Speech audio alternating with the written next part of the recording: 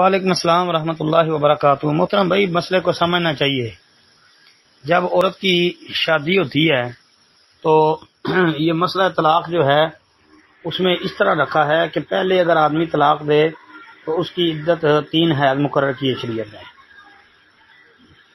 اگر ایک طلاق دے دی تو ایک چانس ختم ہے، دوسری طلاق دی دوسرا چانس ختم ہے جی، اور جب تیسری طلاق دی تو پھر تو سلسلہ ہی ختم ہو گیا نا، جب تک کہ آگے شرعی نکاح نہ کرے عورت کسی اور جگہ، پھر وہاں سے اگر اس کو طلاق ہو جائے یا اس کا خامد تبھی موت فوت ہو جائے، پھر وہ اگر اپنی جس طرح کی عدت ہوگی وہ گزار کے پھر وہ اپنے سابقہ شوہر سے اگر نکاح کرنا چاہے تو کر سکتی ہے۔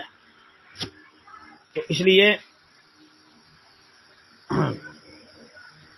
یہ رکھا ہے۔ باقی کہ اگر کوئی آدمی اپنی عورت کو طلاق دیتا ہے تو جو 3 حیض یعنی 3 مہینے جس کو کہتے ہیں وہ عدت ہے۔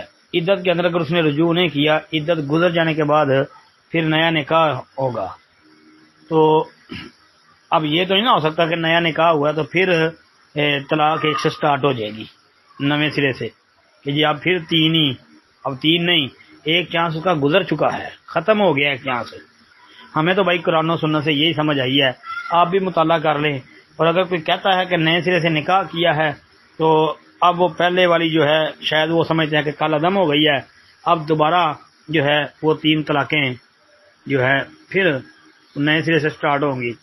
اگر کسی کے پاس کوئی دلیل ہے تو وہ پیش کرتے، ہمارے پاس تو بھائی نہ کوئی آیت ہے نہ حدیث ہے جی، اور نہ ہی کوئی سلف صالحین سے اس طرح کی بات ملتی ہے۔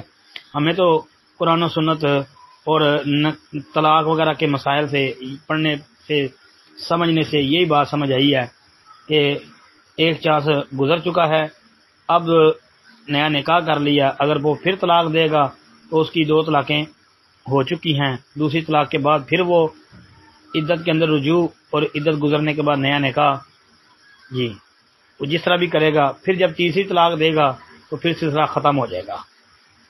السلام علیکم ورحمۃ اللہ۔